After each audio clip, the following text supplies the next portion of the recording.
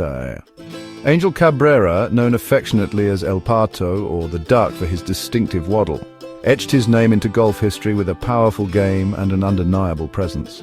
The Argentine golfer wasn't just another player on tour, he was a major champion, a testament to raw talent and gritty determination.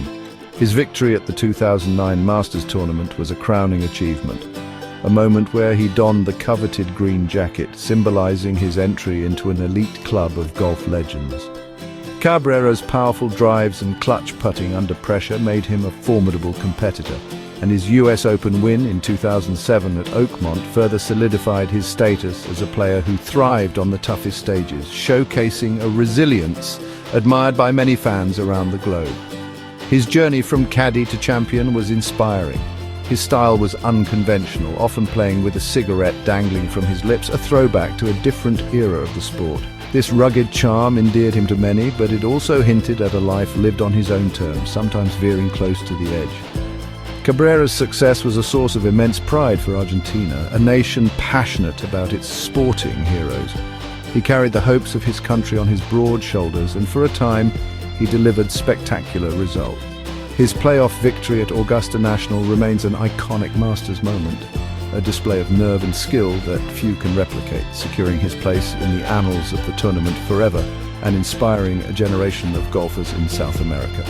However, the celebrated career took a dark and troubling turn, leading to a significant period away from the fairways and the spotlight he once commanded. Reports began to surface regarding serious off-course issues, culminating in legal troubles that could not be ignored by the golfing world or the wider public. Cabrera was accused of domestic violence, serious charges that painted a starkly different picture of the man known for his on-course heroics.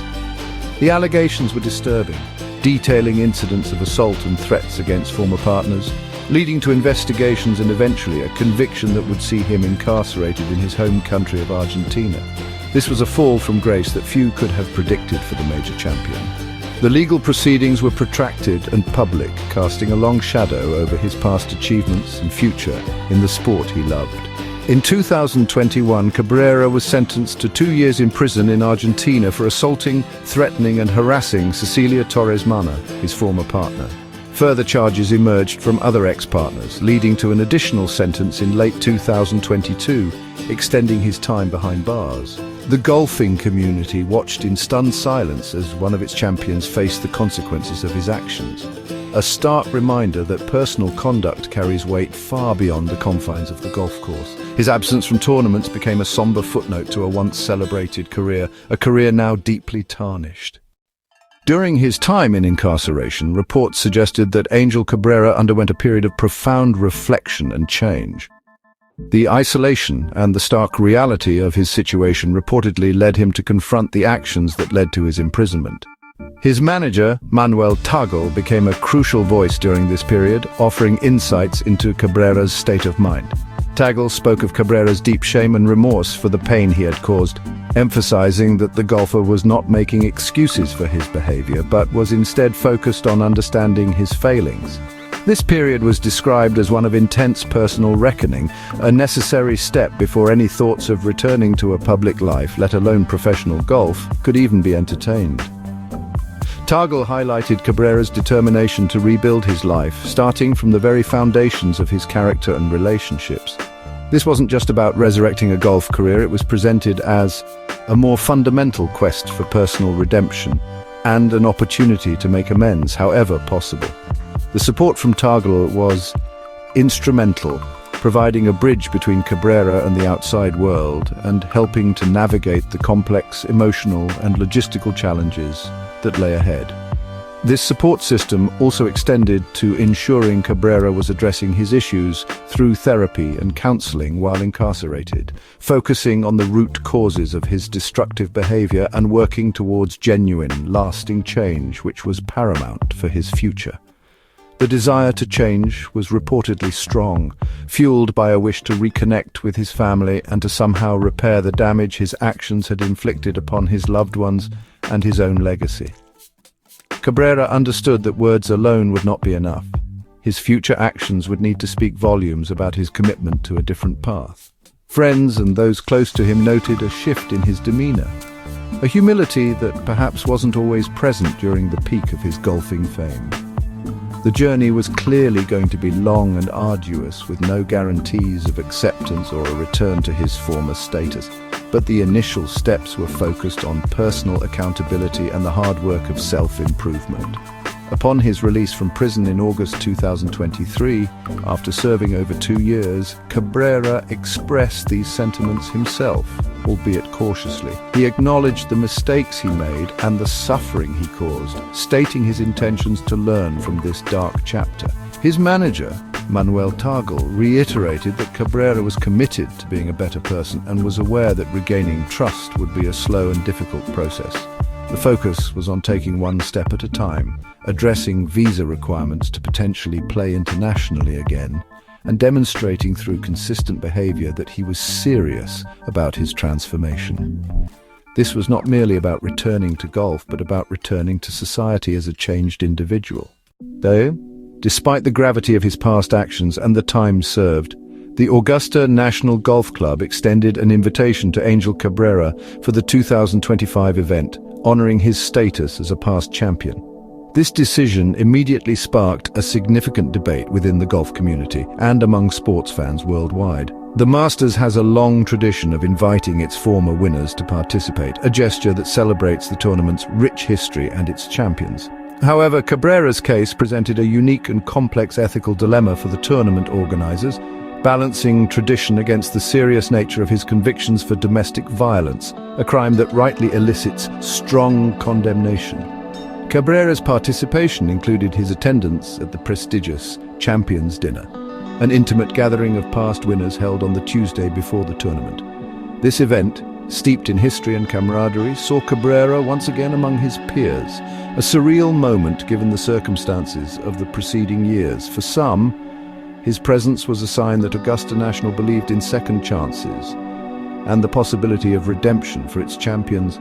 For others, it felt like a premature and perhaps inappropriate re-entry into one of golf's most revered sanctuaries, sending a mixed message about accountability for serious personal misconduct and the values the sport wishes to uphold.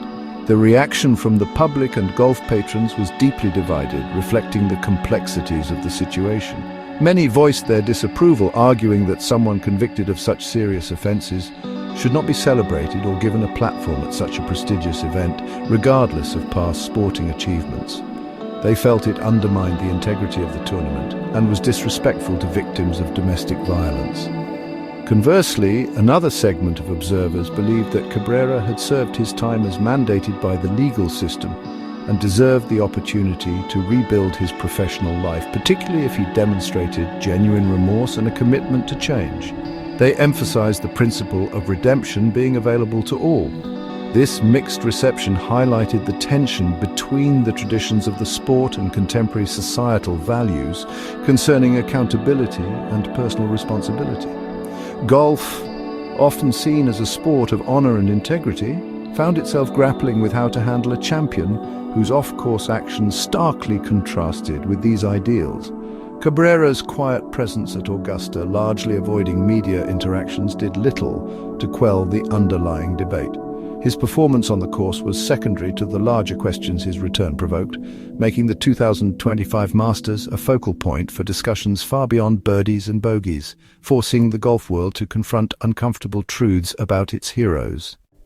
Angel Cabrera's return to the Masters tournament in 2025 undeniably cast a long shadow, forcing uncomfortable but necessary conversations about the intersection of an athlete's professional career and their personal conduct. The central question that emerged was whether off-course actions, particularly those involving serious criminal convictions like domestic violence, should permanently disqualify an individual from participating in their sport at the highest level.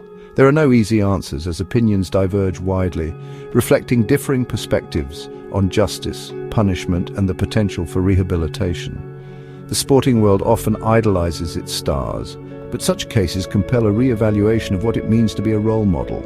The debate also explored the nuanced concept of redemption.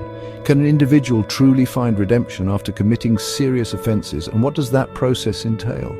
For many, serving a prison sentence is the societal price paid, but genuine redemption often requires more demonstrable remorse, changed behavior over time, and perhaps efforts to make amends or contribute positively to addressing the harm caused. Cabrera's manager, Manuel Tagl, has emphasized his client's remorse and willingness to change. However, the public and the golf community remain arbiters of whether such declarations are sufficient, especially when the transgressions involve violence and betrayal of trust, creating a difficult path for any athlete seeking a second chance. Furthermore, Cabrera's situation brings into focus the responsibilities of sporting organizations like Augusta National. Decisions regarding eligibility and invitations in such sensitive cases carry significant weight, sending messages to fans, sponsors, and other athletes. Balancing the tradition of honoring past champions with the imperative to uphold ethical standards and societal values is a delicate act. Some argue that sports bodies should take a stronger moral stance, while others believe that once a legal sentence is served, individuals should not face indefinite professional exile, provided they meet other criteria for participation. This dilemma continues to challenge leagues and tournaments across various sports. Ultimately, Angel Cabrera's story is a complex tapestry of athletic achievement, personal failure, and the arduous pursuit of a new beginning.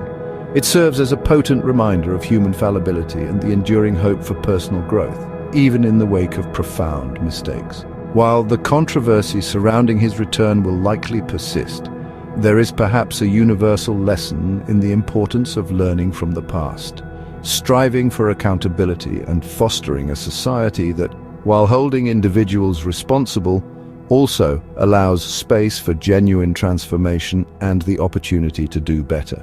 The path forward for Cabrera, and for how golf addresses such issues, will continue to be closely watched and debated.